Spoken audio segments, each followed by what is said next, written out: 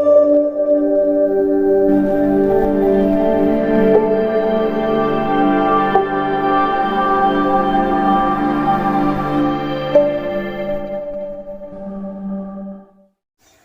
علیکم ورحمۃ اللہ وبرکاتہ۔ معزز طلبہ کرام، امید ہے کہ آپ لوگ خیر و عافیت کے ساتھ ہوں گے۔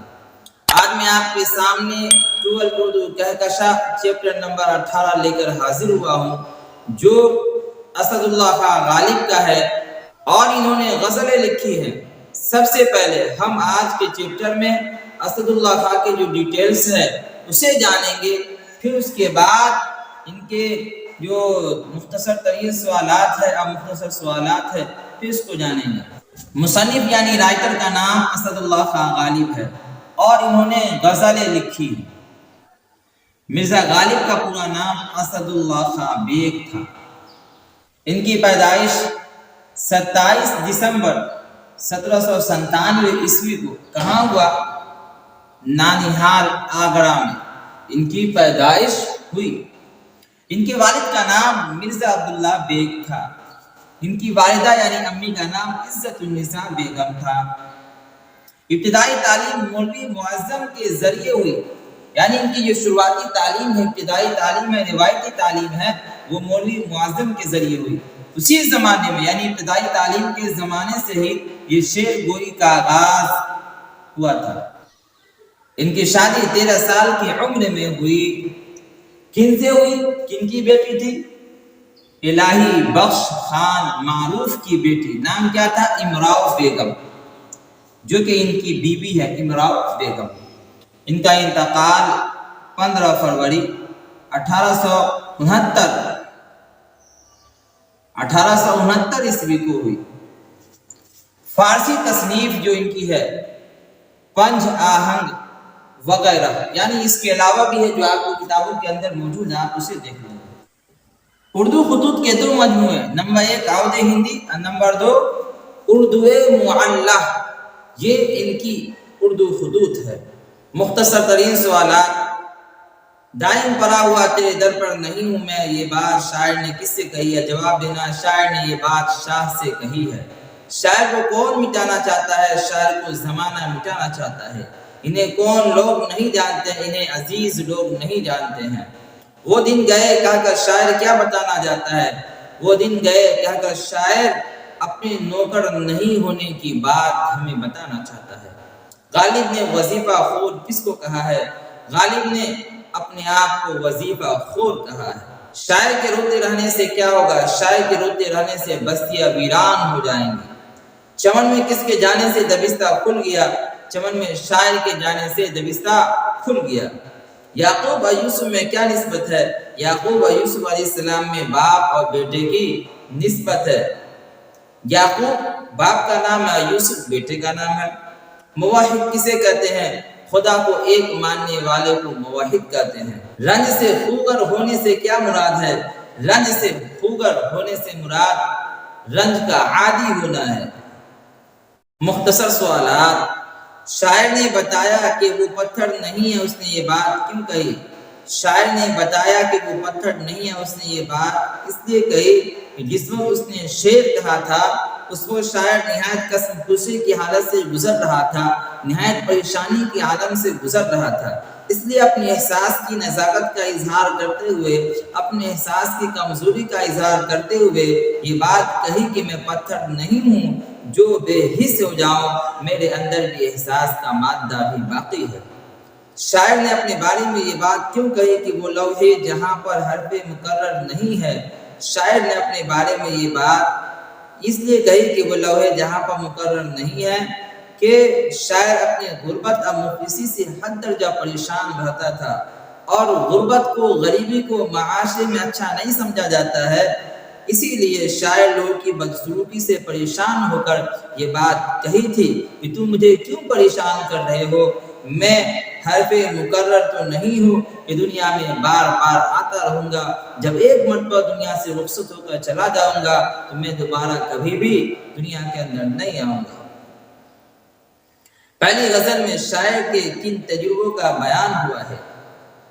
پہلی غزل میں شاعر کے اس زمانے کی باتیں لکھی گئی ہے کہ جس زمانے کے اندر غالب انتہائی پریشانی کے عالم میں زندگی گزار رہے تھے، بے بسی قسم پرسی کی حالت سے گزر رہے تھے، تجربوں کی سطح پر اس غزل کے تمام اشعار غم و تکلیف سے بھرے پڑے ہیں۔ غالب نے اشعار میں انہی احساسات کی عکاسی کی ہے۔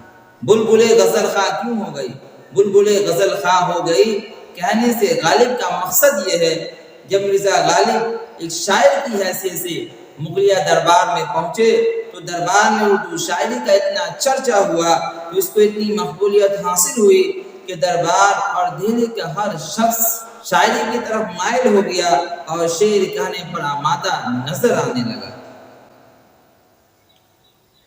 شاعر کے مطابق مشکلیں کیسے آسان ہو جاتی ہے؟ شاعر کے مطابق مشکلیں کیسے آسان ہو جاتی ہے؟ مرزا غالب نے کہا کہ مشکلات انسانی زندگی کا ایک حصہ بن چکا ہے۔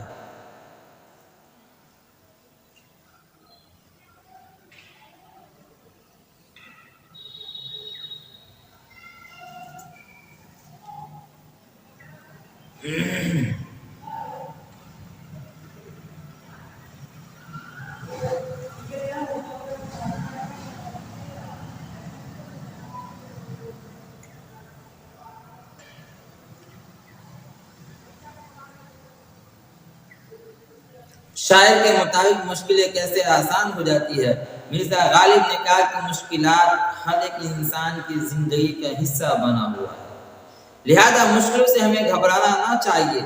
دنیا میں کوئی شخص ایسا نہیں آیا جو دنیا کے اندر آیا ہو اور اسے مشکل کا سامنا نہ کرنا پڑا ہو۔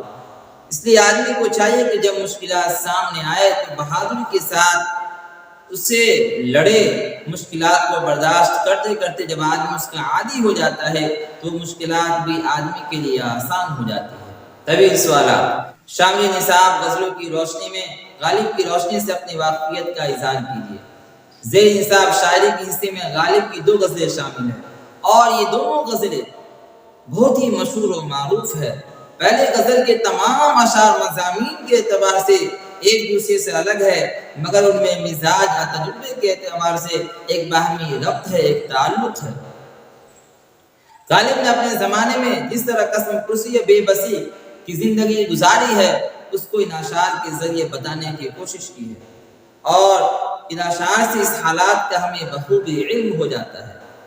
دوسری غزل کے ہر شعر میں شاعر نے کسی نہ کسی منظر یا تماشے کو دکھانے کا تیور دکھایا ہے۔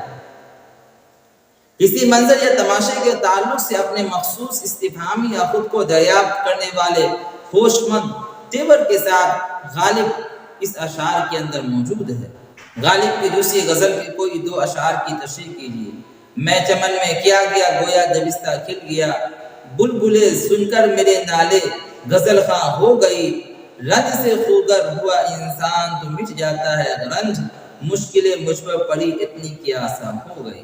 میں چمن میں کیا گیا گویا دبستہ کھل گیا، اس کا مطلب دیکھیے، اس شعر میں غالب نے چمن سے مراد شعر و شاعری کی دنیا لیا ہے۔ چنانچہ فرماتے ہیں کہ میں شعر و شاعری کی دنیا میں کیا آیا، گویا شعر و شاعری کا ایک اسکول ہی کھل گیا۔ یعنی جب میں نے شعر و شاعری کی آغاز اور شروعات کی تو لوگ شعر و شاعری کی طرف مائل ہونے لگے اور ہر تعلیم یافتہ آدمی شاعری سے دلچسپی لینے لگا اور غزل گانے کی شروعات بھی کرنے لگا۔ رنج سے خوگر ہوا انسان تو مٹ جاتا ہے رنج، مشکلیں مجھ پر پڑی اتنے کی آسان ہو گئی۔ اس کا مطلب دیکھیں، اس شعر میں غالب دنیاوی رنج و الم کو جھیلنے اور برداشت کرنے کا سلیقہ ہمیں سکھایا ہے۔ خود فرماتے ہیں غالب کہ رنج و الم جب انسان کے ساتھ لگ جائے تو انسان اس پر افسوس نہ کرے بلکہ اس سے لڑتا رہے اور اس کا جواب بہادری کے ساتھ دیتا رہے۔ غم کا معاملہ ایسا ہے، تکالیف کا معاملہ ایسا ہے کہ ہر ایک انسان کے ساتھ یہ لگا ہوا ہے۔ اور غالب نے اپنے اس شعر میں ایک تجربہ بیان کیا ہے کہ جب انسان رنج و الم کا خوگر ہو جاتا ہے تو مشکلات خود بخود آسان اس کے لیے ہو جایا کرتی ہے۔ غالب کی زندگی کے حالات بیان کیجیے۔ اس کے اندر غالب کا جو نام ہے اسے لکھ دینا، ان کی پیدائش اور ان کے والد و والدہ کا نام، کہاں پیدا ہوئے اور ابتدائی تعلیم کن سے حاصل کی، پھر ان کی جو شادی ہوئی اس کا نام کیا تھا، کس عمر میں ان کی شادی ہوئی، اور جب مغلیہ دربار میں جب یہ پہنچے تو اس کے بعد ان کا کس طریقے سے استقبال کیا گیا اور لوگ کس طریقے سے شعر و شاعری کی طرف مائل ہوئے، اور پھر ان کا انتقال کب ہوا، یہ تمام باتیں لکھ دینا ہے۔ غالب کی شاعرانہ اصل عنوان سے ایک مضمون لکھیے۔ اردو شاعری کے اندر مرزا غالب کی شخصیت ایک چمکتے ستارے کے مانند ہے۔ غالب نے اردو شاعری کو ایک نئی زندگی بخشی ہے، ایک نیا حسن بخشا ہے۔ قدرت نے غالب کی فطرت میں شاعری کا ملکہ عطا کیا تھا۔ غالب کے کلام کی خصوصیت یہ ہے کہ ان کا منفرد انداز بیان ہے جسے طرز ادا بھی کہا جاتا ہے۔ مختصر یہ ہے کہ رفعت، تخیل اور حقیقت نگاری، منفرد انداز بیان، یہ ایک ایسی خصوصیت ہے جس نے غالب کو تمام شعراء پر غالب بنایا ہے اور انہیں بے پناہ مقبولیت اور شاعرانہ عظمت بخشی ہے۔ بات مکمل ہو گئی۔ اگر آپ کو ہماری ویڈیو پسند آتی ہے تو آپ لائک کریں اور کامنٹ کے ذریعے ضرور اپنی رائے پیش کریں اور اپنے دوستوں کے درمیان اسے شیئر بھی کریں، اور جو لوگ نئے ہیں وہ ہمارے چینل کو سبسکرائب بھی کریں تاکہ ہمارا ہر ویڈیو سب سے پہلے آپ تک بآسانی پہنچ سکے۔ فقط و سلام۔